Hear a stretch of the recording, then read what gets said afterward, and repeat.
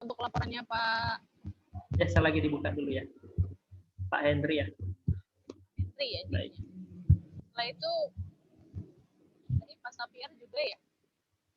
Boleh, perlu saya kirim atau sudah ada di sana datanya? Sudah ada ya? Biasanya sih sudah ada. Ya, makasih. Sebentar ya, di cross check lagi. Yang buka punya Pak Henry juga.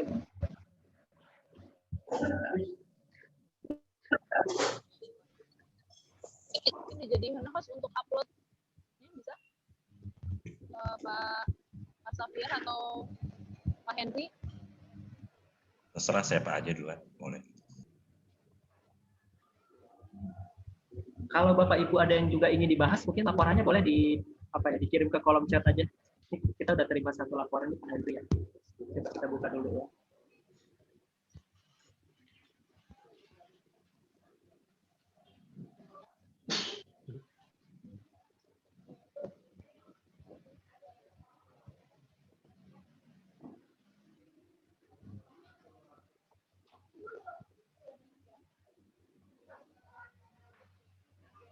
Bentar ya. Ini jaringannya nggak putus-putus soal di sini.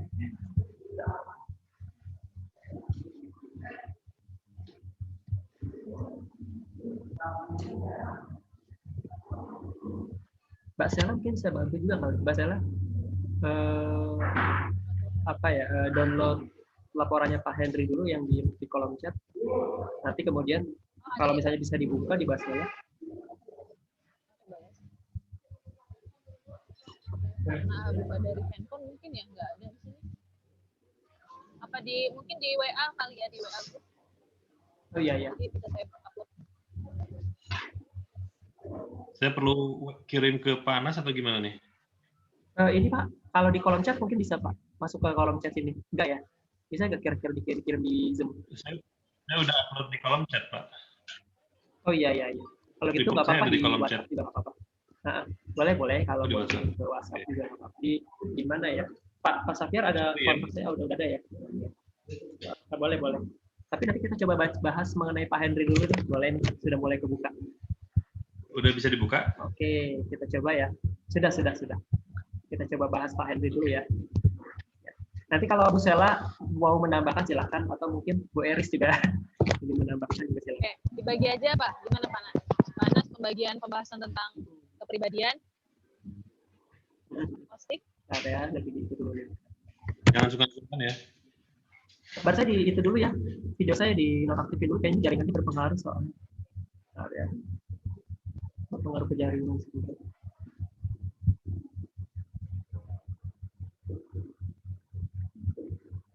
Ya, sudah kelihatan Bapak Ibu ya? Sudah. Sudah ya.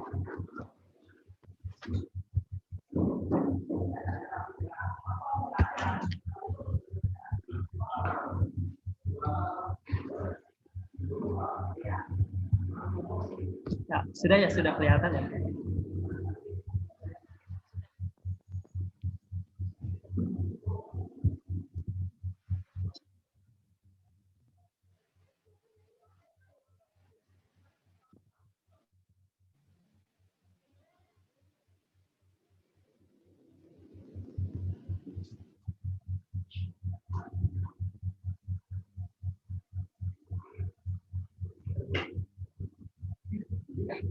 Cuma kalau di saya ini agak putus-putus soalnya. Jadi suka kendala, misalnya buka file juga tiba-tiba flagging. Oh iya. Kenapa Pak? Boleh Pak Anas kirim ke saya. Nanti coba dibuka. Ini agak flagging soalnya.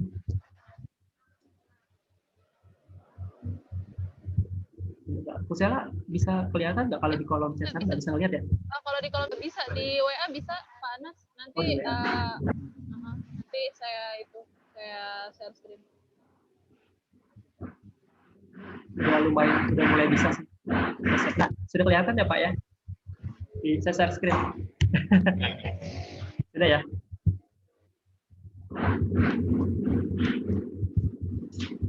Sudah mulai kelihatan. Nah, ini kelihatan Bapak Ibu ya?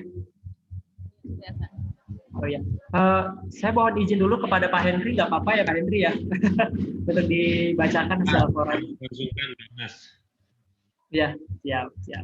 Nah, saya balikan dulu. Kira-kira yang sekiranya mau dibahas dari laporan ini mengenai apa, Pak? Apa secara keseluruhan aja kita akan mulai dari awal? Kita akan mulai dari awal atau bagaimana? Terserah, bebas, saya nggak ngerti. Oh, bebas. Ya, siap. Dari Baik. awal aja mungkin Pak ya, biar kita. Dari awal ya. Mungkin Boleh. mau kasih pendapat oke. nih. Halo, Boleh, Pak boleh. Anas. Bu Eris, silakan. Karena memang tujuannya adalah untuk mencontohkan kepada teman-teman bagaimana cara kita untuk bisa nanti konsul ke para klien, sebaiknya memang dari awal gitu, tahapan apa saja yang perlu kita perhatikan detailnya gitu, seperti itu. Mungkin gitu sih dari saya. Siap. Oke. Kita bahas coba dari awal saja kalau gitu ya, Bapak Ibu ya. Nah, ini mohon izin pakai data laporannya Pak Hendri ya. Oke. Nah, jadi gini Bapak Ibu, biasanya nih kalau kita ingin memahami konsep mengenai laporan dari ini, kita memang melihat dulu, kalau kami dari konselor itu melihat dulu terkait misalnya nilai R dari klien tersebut. Gitu. Nah, ini nilainya Pak Hendri, mohon maaf, ini kalau boleh saya sebutkan ini 82,3%. Gitu. Mungkin sebelumnya Bapak Ibu juga sudah sempat membaca ya, membahas atau melihat video penjelasan tentang nilai R ini apa sih gitu ya. Seperti itu, mungkin sudah sempat dengar. Jadi kalau nilai R ini sebenarnya kurang lebih itu membahas tentang semakin tinggi nilai R seseorang, seperti kasusnya Pak Hendri ini sudah di angka 82%, itu dikatakan biasanya diindikasikan memiliki kecenderungan tingkat kecemasan dan kekhawatiran yang biasanya lebih tinggi dibandingkan mereka yang R-nya di bawah itu, seperti itu. Itu biasanya nilai tengahnya itu sekitar, kalau moderatnya itu 37 sampai 60 gitu. Sementara di atas 60 itu sudah dikatakan tinggi. Seperti itu Bapak Ibu. Seperti kasusnya Pak Hendri ini tergolong tinggi. Nah, lalu implikasinya kira-kira dampaknya apa saja dari nilai R ini? Nah, implikasinya itu untuk orang semakin tinggi nilai R-nya, itu biasanya diindikasikan tadi kecemasan dan kekhawatiran yang kuat, sehingga biasanya fokus terhadap tugas dan tanggung jawab, biasanya orang itu akan lebih responsif, lebih cepat, gitu. Akan lebih merespon terhadap tugas, task gitu ya, terhadap tanggung jawab, seperti itu. Nah itu. Terus kemudian juga implikasinya apa? Implikasinya adalah nilai R juga semakin tinggi itu, kebanyakan dari kami itu menunjukkan secara leadership dia biasanya lebih tegas, lebih berani mengarahkan orang lain, lebih dominan. Kenapa? Karena biasanya orang yang kekhawatirannya gitu ya, kecemasannya, anxiety-nya makin kuat, ingin hal-hal di sekitarnya, termasuk orang lain di sekitarnya itu sesuai dengan apa yang diekspektasikan. Jadi punya ekspektasi terhadap orang lain, sehingga lebih suka untuk bisa controlling orang lain. Gitu. Jadi seperti itu. Itu seperti itu Bapak Ibu. Itu terkait nilai R. Nah, bagaimana dengan orang yang nilai R-nya di bawah itu? Misalnya yang kategori tergolong menuju rendah itu di bawah 37% ke bawah, atau bahkan yang paling lemah itu biasanya 12% ke bawah. 12% ke bawah itu lemah. Itu biasanya adalah kebalikannya, karakter orang bukan berarti nggak punya sisi kecemasan, punya, hanya saja tidak setinggi orang-orang yang nilai R-nya lebih tinggi. Kemudian responsif terhadap tugasnya biasanya juga tidak secemas orang-orang yang nilai R-nya itu memang lebih tinggi. Jadi semuanya itu punya implikasi masing-masing, implikasi positif dan negatifnya masing-masing. Kita tidak mengatakan di sini berarti orang yang R-nya tinggi maka selalu negatif, enggak juga.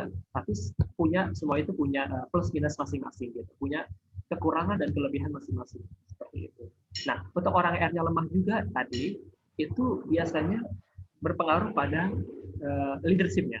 Secara leadership biasanya mereka lebih considerate, lebih mempertimbangkan posisi orang lain, lebih nggak enakan sama orang lain, seperti itu. Misalnya ada kasus kalau sudah R-nya sudah tidak ada ya, R-nya 0%, itu biasanya menyebabkan yang bersangkutan itu lebih permisif, lebih serba membolehkan apa yang dikatakan oleh rekan-rekan timnya. Gitu. Jadi menyebabkan dia lebih lunak, lebih nggak enakan terhadap orang lain. Gitu. Nah itu terkait nilai R seperti itu. Jadi biasanya memang penting sih terkait nilai R. Kenapa kita cantumkan di awal laporan? Karena dari nilai R ini nanti biasanya juga berimplikasi banyak ke data-data yang ada di bawah seperti itu. Gitu. Nanti kalau secara kalau saya biasanya bahas tentang hasil riset kami itu tentang nilai R ini, itu nanti berimplikasi ke organized brain biasanya. Lebih tinggi memang korelasinya ke organized brain dibandingkan aspek-aspek brain dominance yang lain. Coba kemudian yang paling penting setelah nilai R biasanya kami langsung beranjak ke brand dominance. Nanti kalau Mbak Sela mau menambahkan juga silakan. Kalau ada yang kurang atau ingin ditambahkan juga silakan. Nah, biasanya kita beranjak ke brand dominance. Ini punya Pak Hedi kan versi yang lengkap ya Pak ya, versi yang komplit eksekutif ya. Nah, saya nggak akan terlalu menjelaskan ke klien gitu ya, terlalu detail. Biasanya saya akan menjelaskan orang ini yang bisa didiskusikan ke klien dan beliau gampang memahaminya gitu. Jadi poin-poin paling gampang dipahami, langsung mendapatkan gambaran besarnya seperti apa dari laporan ini. Nah, ini kemudian nah, prediksi saya kalau nilai R Pak Henry itu tadi 82%, biasanya organizer itu udah di ini ya, sudah tinggi ya. Gitu. Jadi memang berkaitan dengan nilai organized brain biasanya. Kenapa kira-kira nilai R itu sebegitu penting untuk dicantumkan di awal? Dulu di awal-awal saya juga bergabung di Priadi memang sempat mempertanyakan itu gitu. Sempat mengulik juga lebih dalam kenapa ya harus dicantumkan di awal. Karena biasanya memang nilai R ini berimplikasi besar sih terhadap banyak hal. Yang pertama itu biasanya berkaitan dengan kalau dunia kerja, artinya tentang fokus dan komitmen kerjanya itu akan kelihatan di sini. Tapi juga itu berimplikasi kepada permasalahan. Jadi misalnya permasalahan yang akan muncul dari nilai R yang tinggi biasanya adalah anxiety pertama, itu sudah pasti. Terus kemudian beberapa orang biasanya karena orang itu lebih cemasan dan lebih responsif terhadap tugas, sehingga kewaspadaannya makin tinggi, dan biasanya ketika menghadapi permasalahan beberapa orang akan terkesan overthinking. Nah, itu permasalahan. Jadi beberapa orang akan punya kerentanan terhadap tekanan atau stres. Biasanya itu. Makanya memang dicantumkan di awal karena memang ya itu menggambarkan banyak hal ya, dari kepribadian yang bersangkutan. Tapi juga berarti itu berdampak negatif seperti itu. Nah, saya mohon izin Pak Henry ya, saya bacakan ini.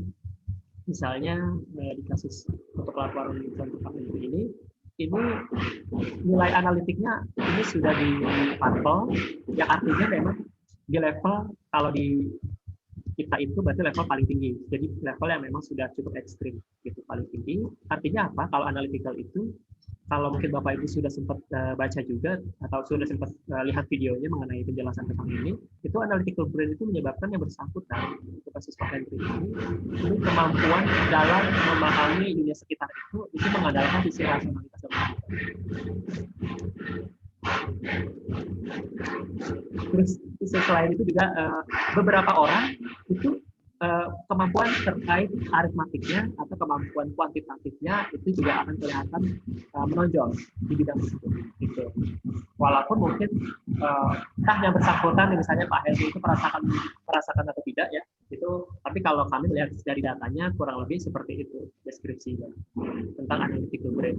Nah itu biasanya itu orang yang dikatakan perform di kemampuan analitik ini itu biasanya kalau sudah di level yang warnanya ungu atau at least tidaknya di warnanya hijau. Kalau sudah di hijau, biasanya sudah punya kecenderungan dia mengamati hal sekitar itu, biasanya lebih logik dan rasional, memutuskan lebih objektif dalam memutuskan sesuatu, gitu, seperti itu. Gitu. Nah, kemudian tadi karena nilai R tadi sudah di 82%, memang nanti berimplikasi ke sini juga tinggi.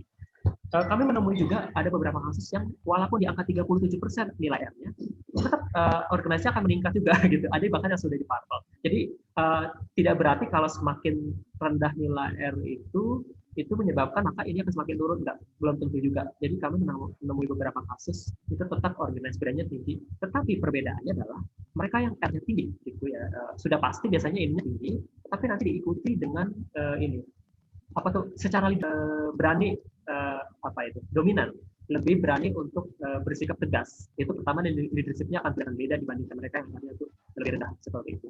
Terus kemudian fokus terhadap terhadap tugas, respon terhadap hal-hal penting di sekitarnya juga lebih tinggi. Jadi ada terkesan sedikit overthinking.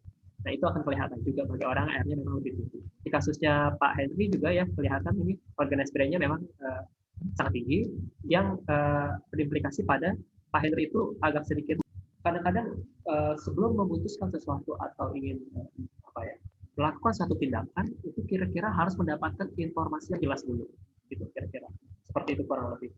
Jadi butuh clear information untuk bisa menilai atau memutuskan sesuatu apa yang harus dilakukan, gitu ya. Itu butuh kejelasan.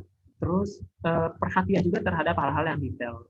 Nah ini ini ada beberapa kasus orang yang misalnya kalau sudah di level ini tuh ketika menghadapi suatu permasalahan dia akan kelihatan lebih istilahnya apa, jelimet ya gitu dibandingkan dengan orang-orang yang memang secara organized brain itu lebih lemah, jadi lebih jelimet gitu. Tetapi ketika sudah concern untuk memecahkan satu masalah gitu ya, sudah concern untuk mendalami suatu hal, ini terkait minat juga, terkait hobi juga biasanya, makanya lebih limited, lebih terbatas hobinya, terbatas pada hal itu, tetapi lebih deep, lebih mendalam gitu, sampai benar-benar merasa sangat paham sekali tentang masalah tersebut, sangat paham sekali tentang minat tersebut, sehingga akan kelihatan orang itu expert di bidang menguat seperti itu, punya peminatan lebih terbatas.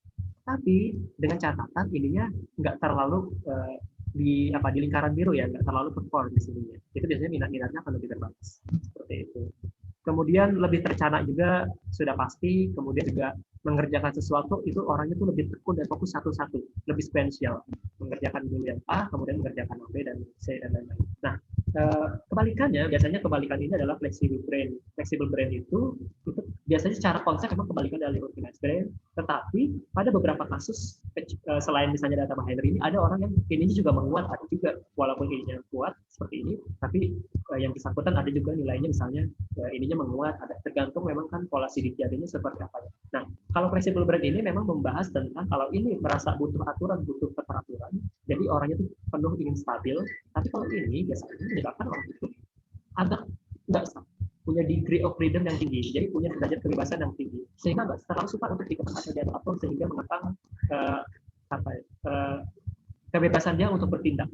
Nah itu, sehingga memang orang yang di sini kuat itu orangnya itu pertama sisi kreativitasnya itu menguat, tidak terbangun gitu, tidak terlihat seperti itu. Terus kemudian kalau orang ini detail, di sini detail, kalau di sini menguatkan sisi orang itu melihat masalah itu langsung kepada big picture, apa yang kelihatan gambaran besarnya itu seperti apa, langsung dia bisa menilai, memutuskan oh seperti ini berarti.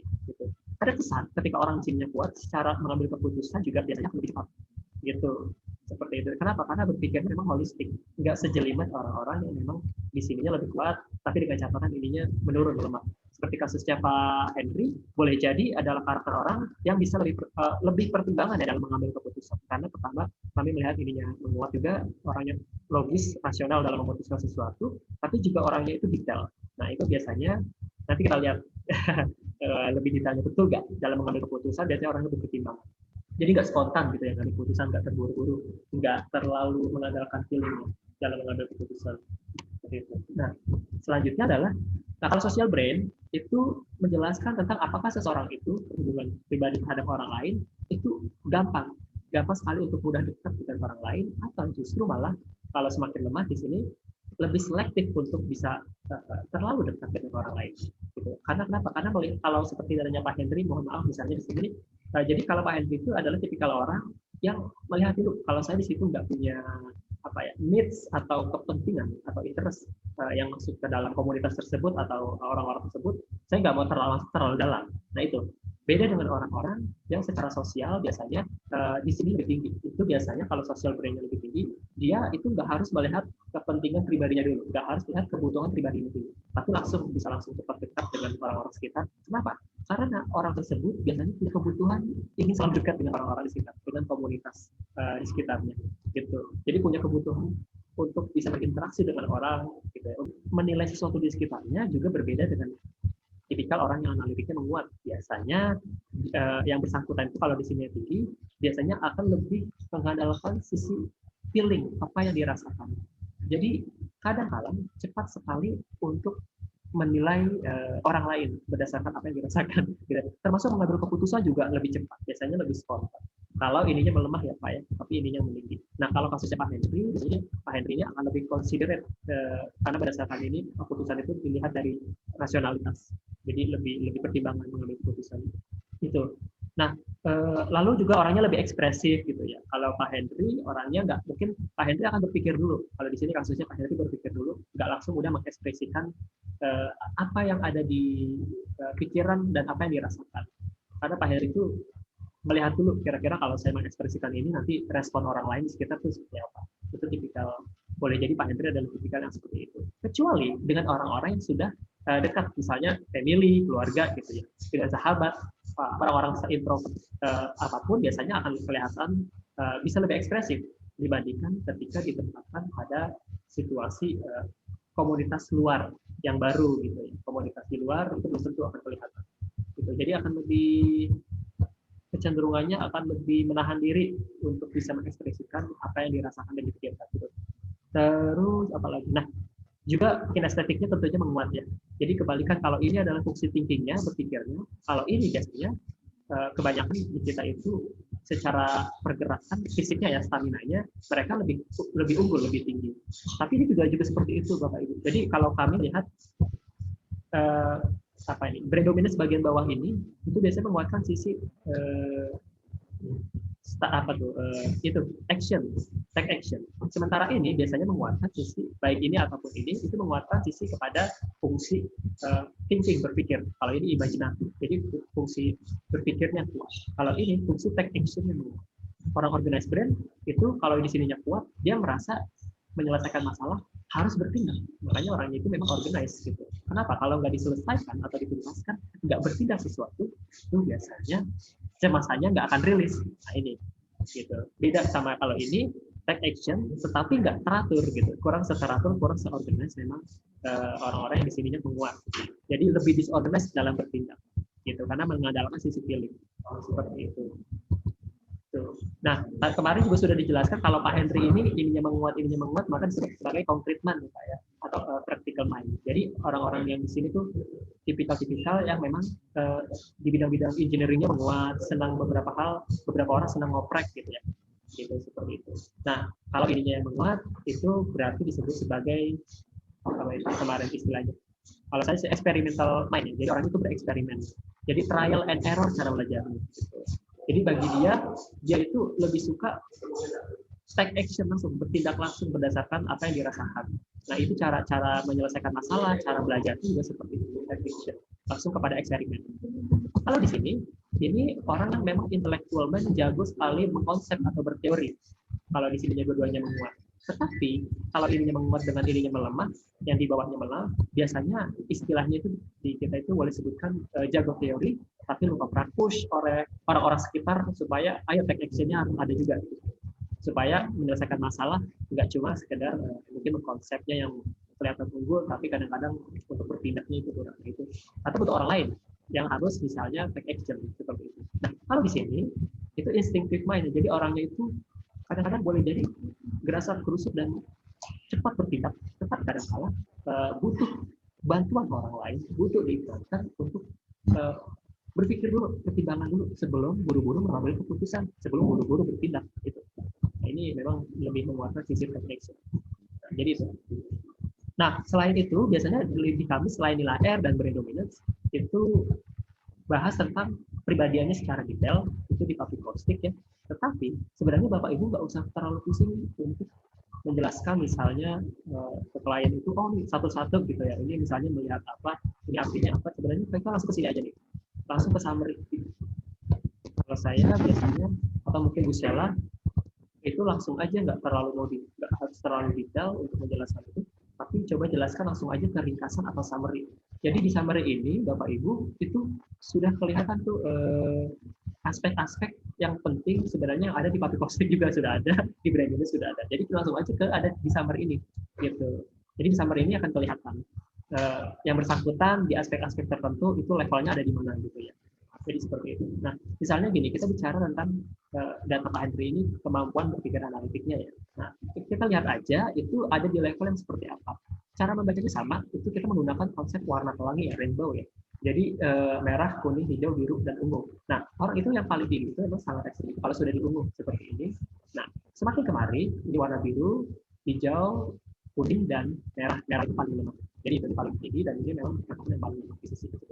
Nah, seperti kasusnya Pak Henry, kita lihat aja, oh kemampuan analitik memang investigatif. Gitu. Jadi orangnya itu sangat kritis, sangat rasional, dan sangat logis untuk memahami dunia sekitarnya. Untuk memahami permasalahan yang terjadi di sekitarnya memang sangat kritis sekali, karena mengandalkan sisi logik dan rasionalitas. Jadi investigatif, sangat mendalam ya untuk memahami sesuatu. Tingkat curiosity-nya itu tinggi untuk untuk memahami sesuatu. Nah, berpikir apakah orang yang terorganisir? Nah, ini di level perfeksionis. Tadi kalau perfeksionis itu biasanya menguatkan sisi apa itu detailnya, kuat, perhatian terhadap hal detail dan terorganize. Gitu. Butuh bekerja itu sistematis, gitu. Butuh ketertiban, butuh kestabilan. Jadi harus jelas apa yang harus dilakukan, apa yang harus dituntaskan itu harus jelas. Jadi butuh ketertiban apa saja.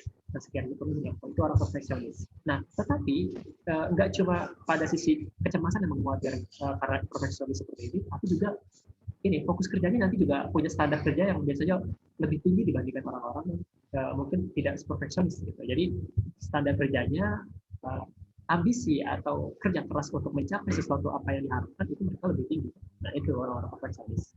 Nah, fokus kerjanya seperti tadi berkaitan sama perfeksionis memang tekun dan cepat. Jadi cara kerjanya tuh satu-satu, sequential.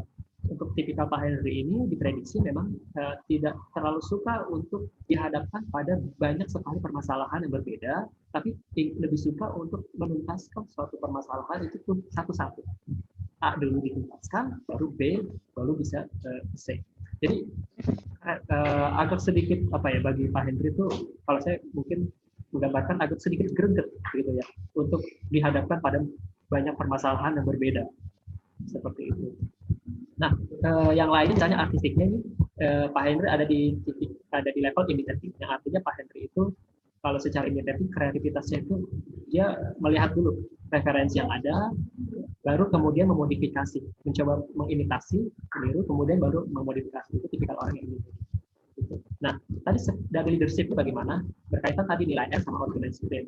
Biasanya kalau R-nya kuat, tadi orangnya itu bisa lebih berani bisa untuk mengarahkan orang lain gitu. Jadi ada sedikit sisi dominannya juga bisa gitu. Tetapi nggak sampai terlalu dominan, nggak terlalu kontrol sekali, terlalu otoritatif ya istilahnya, secara kepemimpinan nggak. Tapi masih ada sisi tegas, berani tegas dalam kepemimpinan seperti itu. Nah, kalau di level bawahnya lebih rendah, berarti memang tipikal orang yang toleran terhadap orang lain atau bahkan belajar.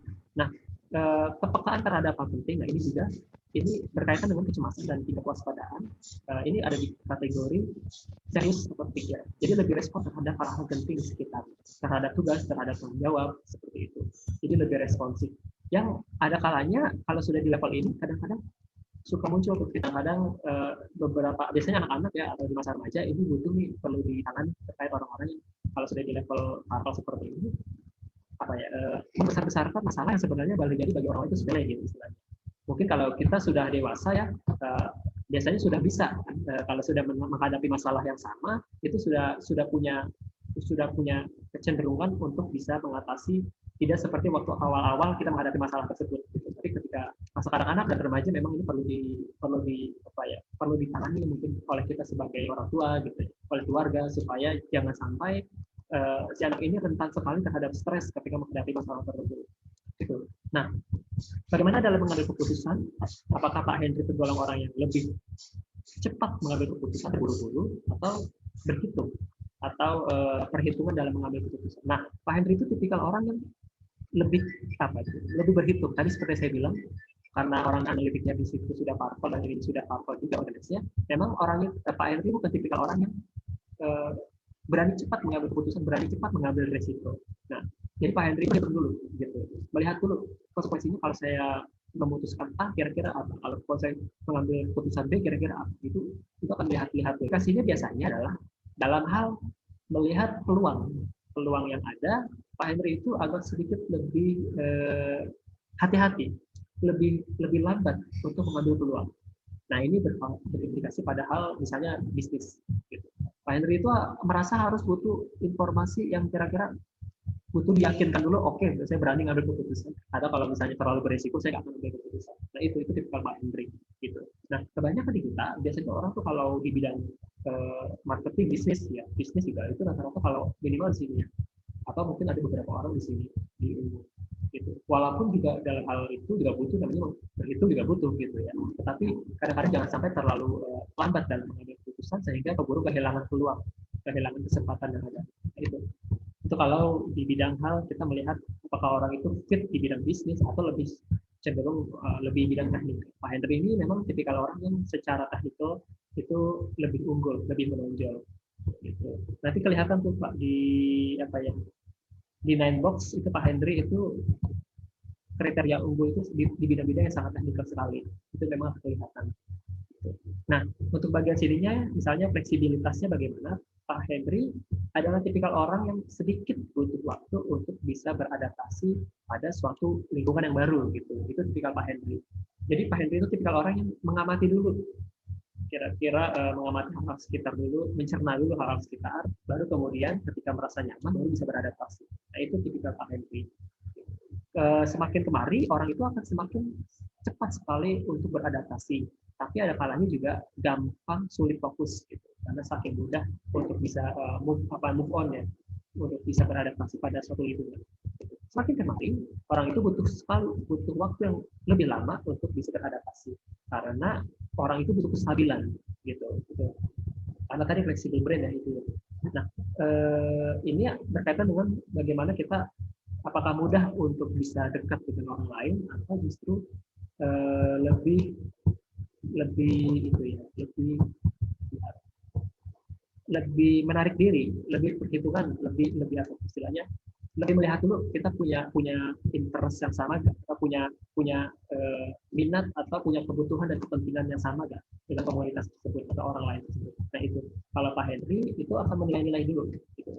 Dia nggak, Pak Henry itu bukan tipikal orang yang dengan langsung mudah bisa dekat sekali dengan orang lain, dekat dengan orang baru maksudnya. Berusaha untuk bersikap istilahnya sosial gitu, untuk bisa dekat dengan orang mungkin aja dengan orang baru, tetapi untuk bisa terlalu jauh, terlalu dekat, terlalu dalam itu belum tentu. Itu Pak Henry. Mungkin Pak Henry bisa apa ya? Bisa itu ya. Kira-kira Pak Henry itu kalau punya sahabat itu dalam arti mungkin teman nongkrong gitu, itu akan kelihatan boleh jadi orangnya itu yang itu lagi. Jadi orangnya tuh dekat dengan orang-orang tertentu gitu, dengan orang-orang yang sekiranya memang punya ini yang sama, frekuensi yang sama dengan Pak Henry. Saya nggak tahu benar atau enggak. Tapi kalau dari datanya, biasanya kalau orang sudah di sini itu tipikal orang seperti itu. Gimana Pak Henry? Betul. Ya, jadi teman nongkrongnya mungkin, teman kopinya ya istilahnya mungkin, atau pokoknya teman yang diajak untuk main bareng gitu, itu tuh pasti akan kelihatan orang-orang yang satu frekuensi yang itu lagi gitu. Itu tipikal Pak Henry gitu. Mungkin kalau ada Bapak Ibu yang lain yang datanya sedikit berbeda, misalnya di sininya ke sini, itu biasanya lebih beragam nanti tingkat kekawanannya, tetapi bisa jadi saking beragamnya nggak terlalu close sekali, nggak terlalu dekat sekali gitu, karena apa ya, banyak gitu ya ininya ya, jadi nggak terlalu dekat. Beda kalau orang introvert memang biasanya walaupun terbatas pergaulannya, sahabatnya lebih sedikit, tetapi biasanya akan lebih intim dan lebih dekat gitu. Istilahnya seperti itu, lebih suka dengan model interaksi yang itu lebih sedikit jumlah orangnya, atau bahkan one by one ya, lebih suka gitu ketika ngomong atau fokus sebagai orang introvert gitu. Nah kemudian apalagi, nah ini kestabilan emosinya seperti apa? Kestabilan emosi itu kalau Pak Henry itu adalah tipikal orang yang lebih kalem, lebih tenang. Jadi orangnya berpikir dulu untuk bisa mengekspresikan apa yang dirasakan, mengekspresikan emosinya. Jadi orangnya nggak langsung dengan mudah ekspresi emosinya tuh. Kalau Pak Henry di sini ekspresi. Nah, semakin kemari dia akan lebih mudah untuk kelihatan ekspresi emosinya. Apa yang dirasakan tuh akan terlihat sekali oleh orang lain. Gitu. Jadi itu. Nah ini biasanya kalau kaitannya kemana? Ini kaitannya ke sini, kalau secara statistik juga memang korelasinya ke sini, analytical brain. Semakin tinggi nilai analytical brain biasanya menyebabkan orang itu stabilitas emosinya makin kuat. Kenapa kira-kira? Karena biasanya orang itu akan berpikir dulu untuk bisa mengutarakan atau mengekspresikan apa yang dirasakan. Hanya orang yang di sini tinggi, orang itu kelihatan lebih kalem dan stabil. Yang kadang-kala gini ya, kadang-kala bagi orang lain kalau sudah di level ini bahkan itu menyebabkan susah untuk ditebak. Kira-kira punya permasalahan apa itu kayaknya antara dia punya masalah atau tidak punya masalah itu nggak terlalu kelihatan oleh orang lain, karena orang itu nggak dengan gampang langsung kelihatan ekspresinya gitu, kecuali nanti kelihatan dengan orang-orang dekat di keluarganya atau mungkin di sahabat-sahabatnya, atau akan lebih dalam ekspresi dirinya, ekspresi emosinya seperti itu gitu. Jadi memang tipikalnya seperti itu. Nah, permasalahannya untuk yang ada di sini itu biasanya kalau anak-anak itu boleh atau masa remaja biasanya berhati-hati ketika menghadapi masalah Tapi karena enggan untuk bisa langsung mengutarakan dan ekspresi itu kayak bom ya, bom waktu ya. Yang suatu saat ketika kita tampung di suatu wadah, kita tampung di diri kita, suatu saat ketika tidak mampu lagi untuk mengontrol pada waktu tertentu, pada titik tertentu pasti meledak. Nah ini kasus orang-orang yang anak-anak yang sudah tinggi, sudah sampai ekstrim, stabil, itu memang itu kesulitannya adalah dalam hal mengekspresikan itu.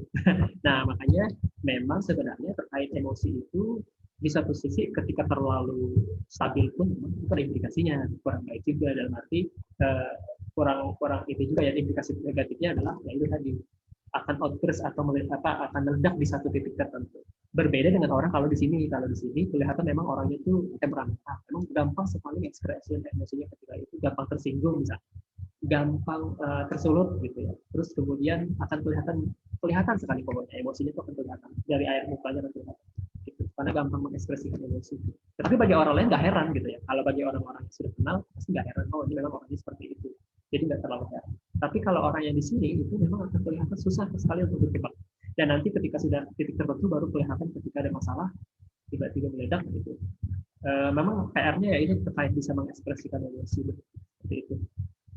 Nah, terkait komunikasi, Pak Henry itu bukan tipikal orang yang sebenarnya istilahnya nggak terlalu suka dengan cara berkomunikasi yang sebenarnya nggak terlalu nyaman, istilahnya nggak terlalu nyaman untuk berbahasa basi. Jadi istilahnya itu.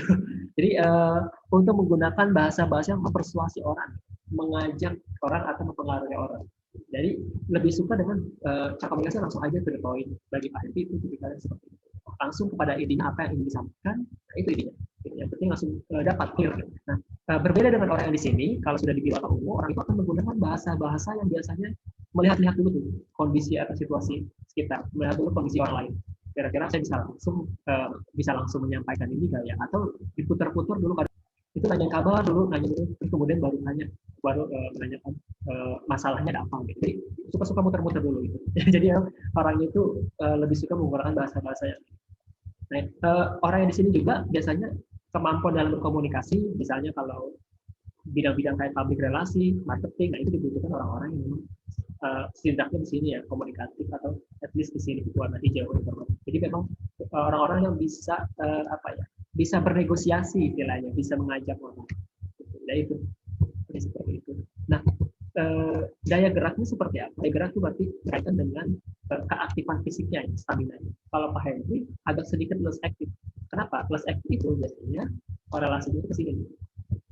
Jadi semakin orang emosional, biasanya dia makin aktif, energik. Kenapa? Orang yang emosional itu biasanya butuh disalurkan.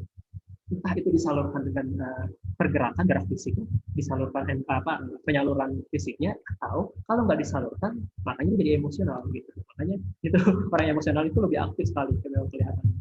Secara psikologis memang seperti itu.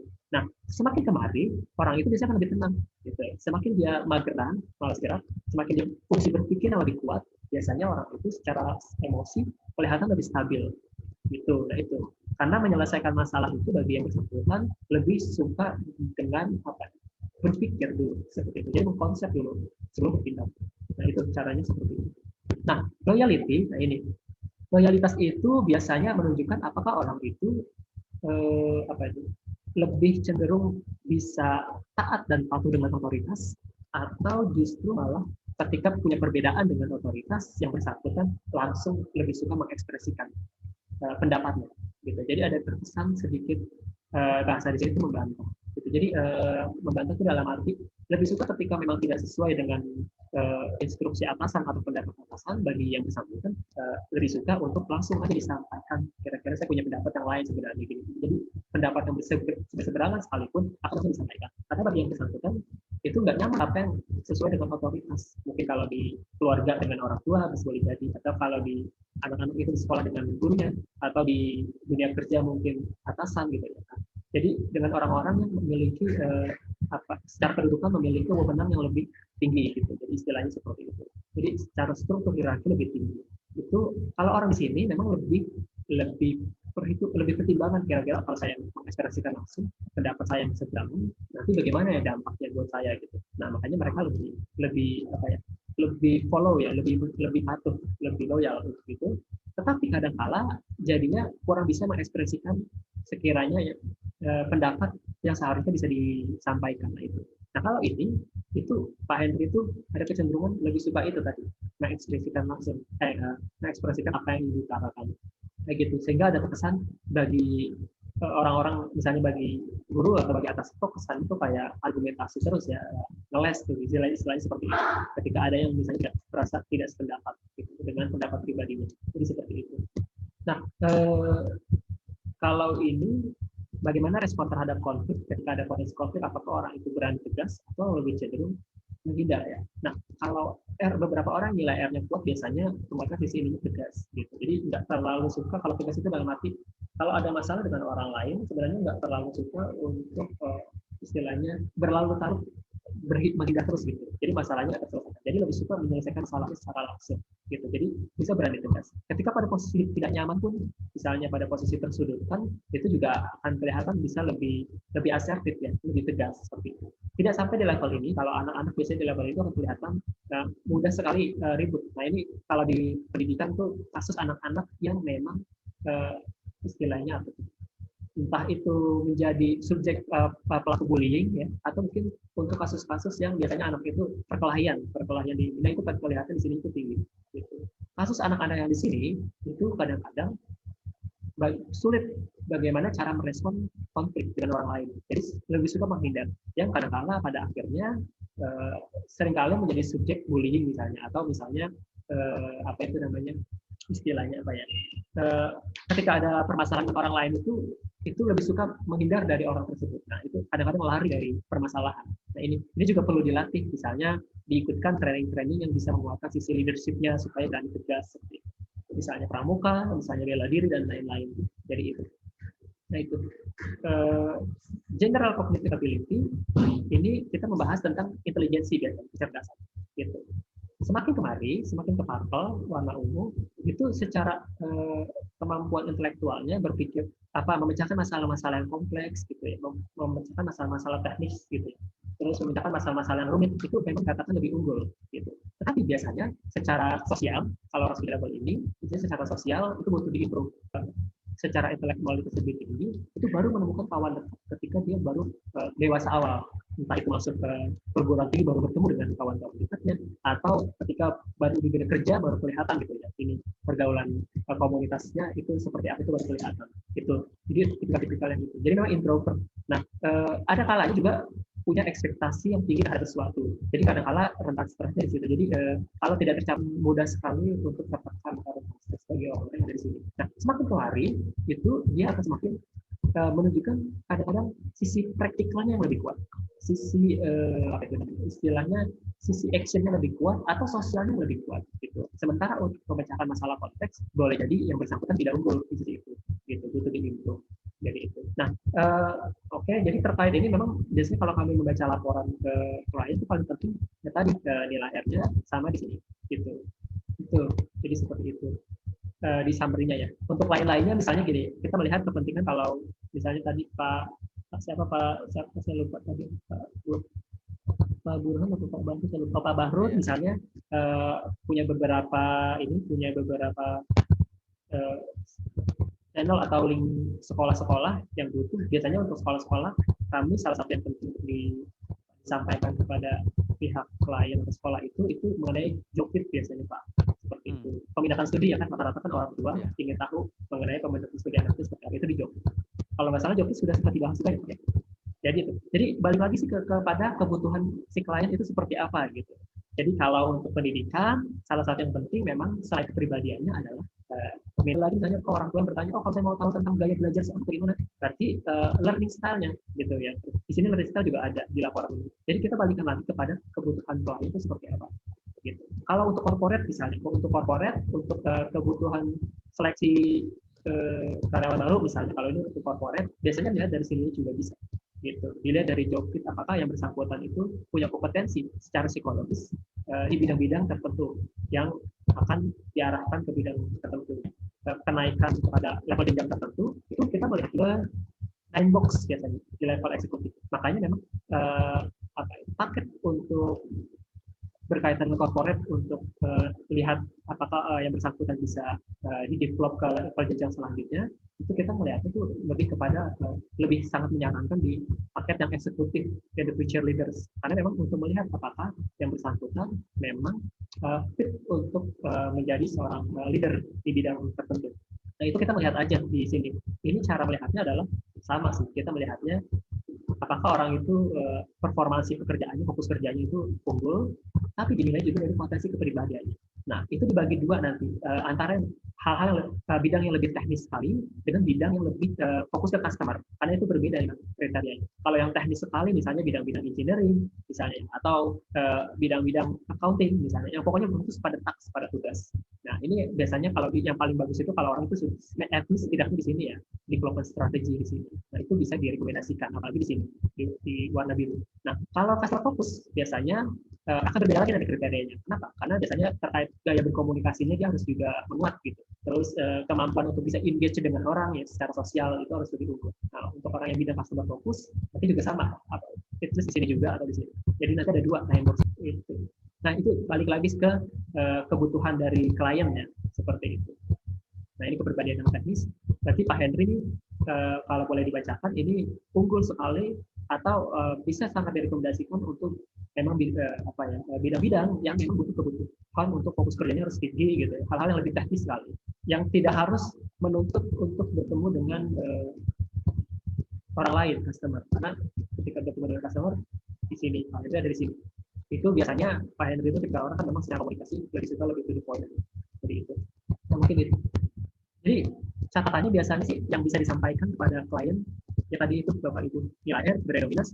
Terus kalau daripada ngeliat copy post terlalu banyak langsung ke summary saja ya gitu, kecuali mau lihat yang bersangkutan dengan lebih detail gitu ya silakan.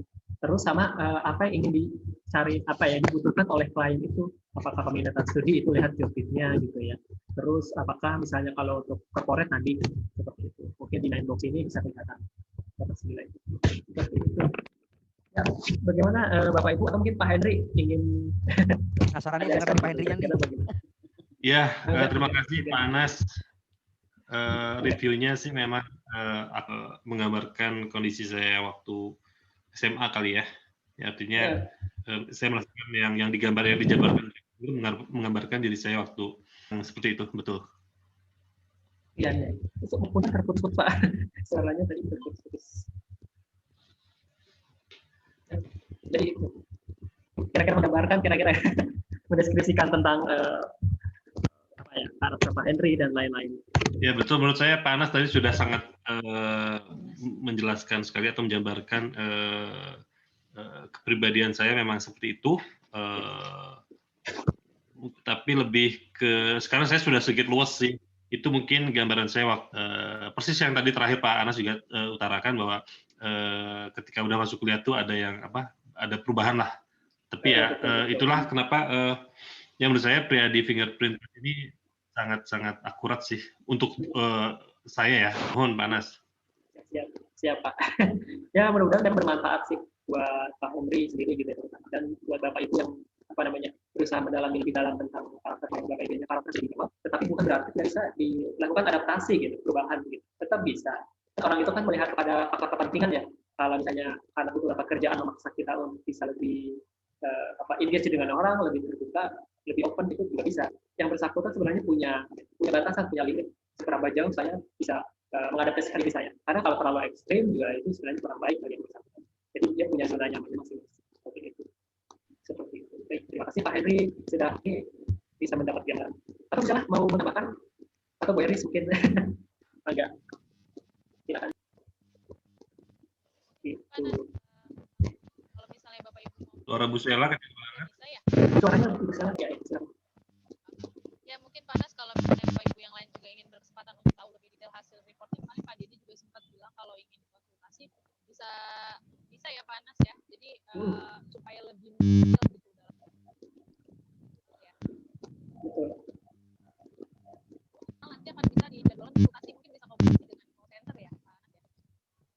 Boleh. Nanti kalau ada yang kurang jelas gitu ya, gitu. Ada yang kurang jelas berkaitan dengan laporan Priadi ya, konten-konten laporan Priadi apapun yang ditanyakan itu nanti kontak kita aja Pak. Kalau ada ke klien atau ini kita bisa kontak center seperti itu. Nanti kita akan respon atau membantu Bapak Ibu. Gitu. Pak Anas. Ya, ada lagi mungkin Bapak Ibu yang ingin ditanya. Iya, ini Pak Anas. Apakah di hasil tes itu ada sejenis menyampaikan tipologi di sebelah itu menyebutkan bahwa ini adalah tipenya ini. Katakanlah tadi fitur-fitur dari bisa menyampaikan ini dominan kiri atas, kiri bawah, kanan atas, bawah, atau seperti gimana Pak? Ini seperti ini. Mohon maaf Pak Baru, suaranya. Khusus ya? Saya makanya gimana? Jadi gini. Atau Bu Sela mau merespon juga boleh, silakan. Ya, gimana Pak? Maaf, gimana Pak? Ya silakan Pak. Enggak kedengaran Bu Sela juga. Sudah kedengaran Pak. Ya, sudah. Jadi tentang itu ya klaster ya Pak ya. Iya. Jadi memang sebenarnya kadang kepribadian itu sebenarnya terlalu sederhana kalau dibagi kayak klaster gitu ya, sebenarnya terlalu sederhana gitu. Betul.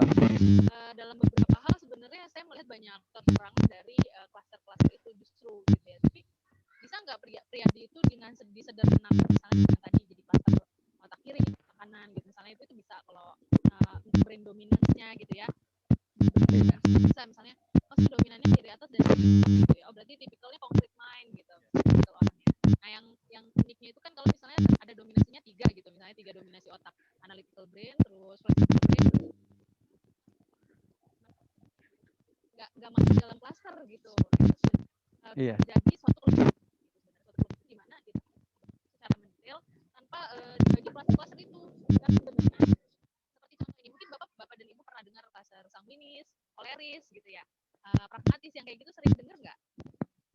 Biasanya kan ada ya kalau di kepribadian itu cluster-cluster seperti itu. Nah itu pun mungkin memudahkan gitu ya, tapi memang sebenarnya ternyata lebih daripada itu gitu. Ketika misalnya saya sendiri dari yang mempercayakan bahwa misalnya saya orangnya sanguinis, ternyata di Priyadi ini saya dapat penjelasan lebih gitu. Saya tuh nggak sanguinis banget. Terus apa? Saya sanguinis gitu misalnya gitu. Ini apa gitu? Nah itu jadi memang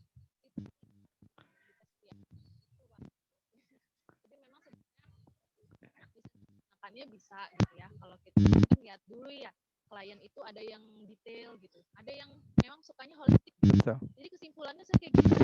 Pengennya langsung tipologinya yang mana nih kita nih? Iya.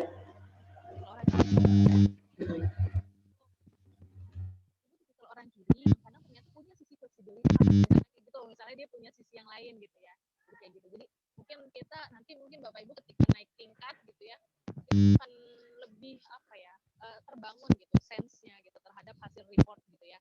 Karena sebenarnya ini sangat kaya banget gitu ya, hasil Priyadi ini sangat kaya gitu ya, informasi tentang kepribadian seseorang itu bahkan sampai di alam bawah sadarnya gitu. Nah ini ketika kita bisa menyampaikan itu kepada klien, itu sangat berkesan bagi mereka gitu. Ternyata bukan cuman saya ini siapa gitu, tapi kenapa saya berperilaku seperti ini gitu. Itu kan kadang alam bawah sadar kita ya Bapak Ibu ya. Yang kadang kita nggak sadar kenapa saya melakukan itu gitu. Nah itu di Priyadi itu terbaca gitu. Kalau kita benar-benar sudah paham sense-nya gitu ya untuk mengetahui sampai ke ya. Terima kasih Bu, menjawab sekali. Betul. Iya. Saya sedikit menambah untuk Bapak Ibu ini di sini nanti tidak akan sampai terlalu repot untuk benar-benar bisa menjelaskan pada klien tentang isi laporan seperti itu. Maksudnya cara membaca laporan pada klien tidak sampai ke level itu, tapi nanti setelah oleh saya Pak Didi. Gitu. Nah, jadi seperti itu. Yang paling perlu dilihat itu peluang bisnisnya ya Pak ya Bu. Jadi kalau di sekolah kira-kira konten-konten apa saja yang penting disampaikan pada si klien seperti itu. Jadi kalau misalnya mau lebih dalam lagi, misalnya cara membaca laporan supaya bisa membantu para klien gitu di senior consultant, itu baru kita akan lebih mendalam lagi, kita kulik lagi lebih dalam. Gitu. Tapi tidak apa-apa untuk tadi kali ini ya, yang penting sedikit sense logiknya tuh secara garis besar tuh terbentuk aja dulu. Kaitan-kaitan di laporan itu tuh konten-konten itu apa saja sih dari R kaitannya ke BD, kepribadian seperti apa itu nanti apa saja kaitannya gitu ya. Penting terbangun aja dulu, itu nggak apa. Kita juga di sini memang nggak sampai punya ekspektasi terlalu tinggi sih supaya Bapak dari brand seperti ini nanti indikasinya yang lebih detailnya seperti apa itu nggak sampai juga sih. Kita nggak, itu memang tugas dari konselor nanti untuk bisa menjelaskan ke klien gitu di konsultasi gitu. Ya Bapak Ibu mungkin ada yang ditanyakan lagi? Itu gitu Pak Bahrun ya? Balik Pak Bahrun. Ya Bapak Ibu silakan kalau ada yang ditanyakan lagi. Mohon maaf saya kadang-kadang nonaktifin videonya ya, soalnya berpengaruh ke jaringan. Enggak, silakan Bapak Ibu. Pak Safir mungkin ingin menambahkan, ada yang ingin ditanyakan juga silakan. Ini ada Bu Ratna. Terima kasih Mas Anas, Bu Sela udah cukup jelas, cuma lagi sedikit baca-baca report juga. Mungkin nanti saya butuh sedikit memperdalam untuk yang profesional itu tadi ya, yang assessment. Kalau yang kepribadian sudah cukup jelas. Terima kasih. Saya mau tanya. Enggak, Bu Ratna, silakan. Seandainya saya sudah, ya Pak, terima kasih. Seandainya saya sudah pernah tes badian itu ya, yang apa namanya? Tes dasar ya Pak ya? Apa menyebutnya itu yang apa namanya Pak? Tes yang kepribadian itu kan Pak? Nah, kemudian setelah itu ada yang profesional juga. Nanti ini apakah saya harus tes yang untuk profesional lagi dan nanti hasilnya akan sama atau seperti apa Pak? Ya, terima kasih ya. Pak. Baik Bu Ratna. Ya, jadi kalau untuk Bapak Ibu yang sudah pernah melakukan tes sidik jari, gitu ya. Kalau di level misalnya, kalau yang di level di bawah eksekutif itu paling bisa update laporan saja Bu, misalnya ke level eksekutifnya, gitu. Jadi nggak perlu ngambil sidik jari lagi sebenarnya, karena kami masih punya datanya di database kami seperti itu. Bagi yang sudah pernah melakukan sidik jari, apapun paket laporan yang diambil sebelumnya, itu tetap bisa di-upgrade ke versi yang terlengkap seperti itu. Jadi nggak perlu lagi melakukan tes sidik jari sebenarnya seperti itu. Tapi tim kami yang akan dari sistem mengupgrade laporannya ke versi yang lebih lengkap. Gitu. Terus apalagi tadi? Berarti jadi kelebihan tes yang profesional ini kan berarti lebih informasinya lebih banyak ya dibandingkan yang tes yang reguler dasar ya. Nah berarti saya harus harus ngerekam sidik jari lagi atau memang sudah pakai database yang sudah ada aja? Iya betul. Nanti kita pakai database yang sudah ada aja Bu. Jadi nggak perlu lagi diambil sidik jari. Nanti kabari aja ke call center, ke tim call center. Kalau misalnya seandainya Ibu ingin coba upgrade laporan lagi ke versi yang terlengkap seperti itu. Jadi itu. Kalau misalnya kan untuk kita menjadikan juga untuk Bapak Ibu yang mengikuti training batch kali ini itu akan mendapatkan beberapa ini ya fasilitas tes ya laporannya. Seandainya pernah tes sidik jari sebelumnya dengan kami, kemudian lalu bagaimana tuh untuk free test yang nanti itu akan digunakan untuk tes siapa? Dan itu boleh untuk keluarga, boleh untuk saudara, atau ini itu juga boleh. Jadi seperti itu. Gitu Bapak Ibu. Ya, tapi itu, yang free-nya ya. Pak, kalau yang free-nya itu boleh tes yang profesional maupun yang biasa atau gimana Pak? Oh ya, untuk free testnya itu tergantung yang informasi kemarin Bu. Informasi kemarin kalau nggak salah untuk free test itu akan mendapatkan versi level yang eksekutif ya, salah satunya.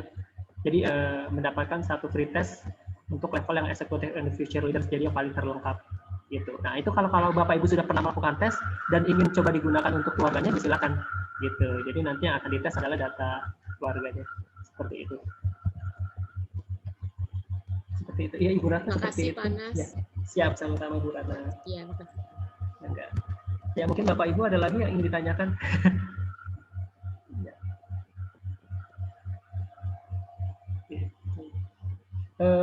Insya Allah kita hari ini sampai jam 3 kurang lebih seperti itu. Mumpung masih ada sedikit waktu, boleh mungkin Bapak Ibu ada yang kurang jelas, silakan ditanyakan terlebih dahulu sebelum nanti kita tutup forum Zoom ini. Mbak Sheila mau menambahkan? Kalau maaf Pak, ya, nyambung lagi. Kalau tadi ya. Saya yang dapat misalnya tadi free ya, atau mungkin saya sudah punya database atau orang lain sudah punya database, ya. Tapi pengen lebih lengkap tadi ambil yang profesional. Terus tahapnya adalah menyerahkan database-nya ke Priadites, kemudian fee-nya kalau sudah ada berapa? Maksudnya berarti kan nggak dari awal tuh Pak, atau gimana tuh perlakuan bayarnya gitu? Itu sebentar, saya cerna dulu. Itu yang berkaitan dengan free test bukan ya Bu? Sebentar. Misalnya bukan, misalnya orang lain udah pernah terus dia tesnya yang dasar, tapi ternyata dia juga pengen yang profesional. Nah kan tadi langkahnya adalah hanya cukup nggak perlu tes lagi. Nah untuk biaya tes yang profesionalnya itu tanpa harus mengirimkan biayanya gitu. Berarti kan berbeda ya Pak, Beda, dengan ya. Kalau tes profesional misalnya dari belum pernah sama sekali gitu maksud saya. Betul. Ya betul. Nah untuk yang biasanya nanti apa laporannya ingin di-upgrade ke versi di atasnya, itu biasanya nanti di website kami tuh ada Bu tentang rentang harganya itu yang harus dibayarkan berapa. Jadi gitu. Jadi itu biasanya nanti dihitung dari biaya tes yang dia tuju ya, biaya tes yang nanti ini dia upgrade kemana, itu dikurangi dengan biaya tes harga tes yang sudah pernah dia lakukan. Jadi itu nanti itu ada kok rentang harganya untuk upgrade ke sini berapa, atau nanti tanya aja ke tim call center, seandainya data laporan si A misalnya ingin di upgrade ke yang di atasnya, itu berapa ya biayanya ya, nanti tim call center kami akan coba merespon terkait itu, seperti itu. Siap Pak, siap, makasih banyak. Ya, siap. Pak Iya. Panas. Ya, mangga Pak. Panas. Ya. Ini nanya Pak, untuk yang saya mungkin nyambung dengan pertanyaan Bu barusan Ibu Ratna ya. Pak. Ibu Ratna, salam kenal ya. Iya Pak. Nyambung pertanyaan Bu Ratna ya. Jadi kan di paket apa namanya profesional itu ya tadi kata Pak Anas kita upgrade. Apakah juga ketika upgrade mendapatkan ini cashback sekitar berapa tadi untuk 3 tes paket personality inventory yang seharga 450.000 itu Pak? Itu Pak. Ya. Itu aja Pak. Oh iya. Betul Pak, betul. Itu fasilitasnya yang salah satunya itu yang dapat 3 tes itu ya yang seharga 450.000. Betul. Betul itu. Jadi kenapa Pak itu? Ya gimana tadi? Enggak, maksud saya gini, saya kan pakainya paket yang B ikutnya tesnya. Kemudian kalau saya paket A, nah berarti kan ada tadi biaya upgrade lah ya. Tambahan. Kemudian kalau yang di A itu ada fasilitas cashback untuk 3 paket tes personality. Nah itu juga berlaku nggak Pak ketika di upgrade di situ Pak ya? Oke, sebentar ya. Saya lihat dulu deh ininya. Hasilan. Tapi misalnya ada 2 paket ya, iya betul. Saya juga agak lupa soal itu. 2 paket itu. Sebentar ya, di mana ya kalau nggak salah itu di. Oh di sini. Kita cek dulu.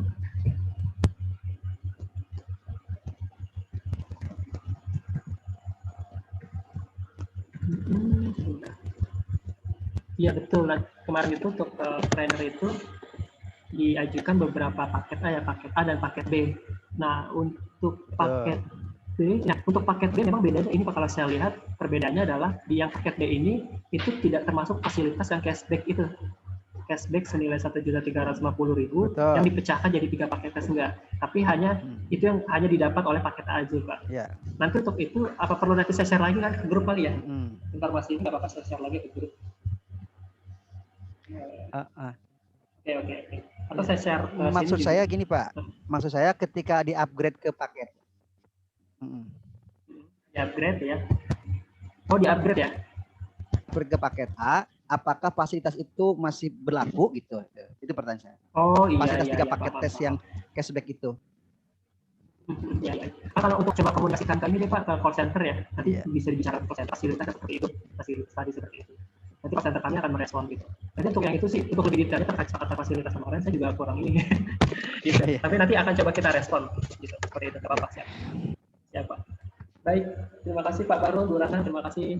Mungkin Bapak Ibu yang lain juga sebelum kita tutup ini ada atau sudah ya kayaknya sudah cukup ya untuk ini sudah cukup kali. Nanti untuk Sabtu depan insya Allah kita akan ada pertemuan lagi, entah itu membahas tugas tertulis yang kedua atau membahas hal lainnya. Jadi kalau misalnya Bapak Ibu ingin menanyakan lebih lanjut lagi terkait cara membaca laporan dan lain-lain, termasuk kesepakatan juga, itu bersama Pak Dedi juga silakan bisa ketik dari Sabtu nanti seperti itu.